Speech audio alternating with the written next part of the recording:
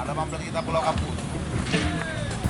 Ini pramuka pesantren, ini kumpulan para guru-guru sebenarnya membuat agenda yang namanya Lomba Perkemahan Pramuka Penggalang, yang mana peserta ini berasal dari seluruh Aceh. Yang hari ini ada di Pulau Kapuk Aceh Besar, Loknga. Nah, saat ini hari pertama, insya Allah besok itu akan mulai berjalan agendanya. Terima kasih. Pesertanya ada sekitar 400-an orang.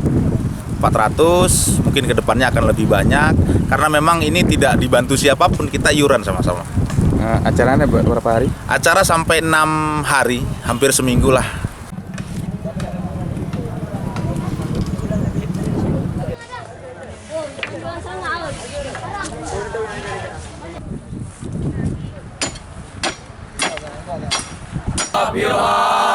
Fight like every day.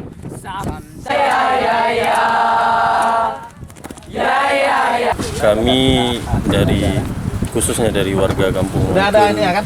Penjelasan segala macam ini. Pemukiman Lunga, Kecamatan Lunga, Kabupaten Aceh Besar sangat mendukung kegiatan yang dibuat oleh anak-anak pesantren yaitu LP3. Mudah-mudahan pariwisata itu bisa menjadi tempat untuk menyalurkan kreativitas yang lebih mendidik, yang lebih positif seperti yang dilakukan oleh anak-anak pesantren dalam kegiatan LP3 ini.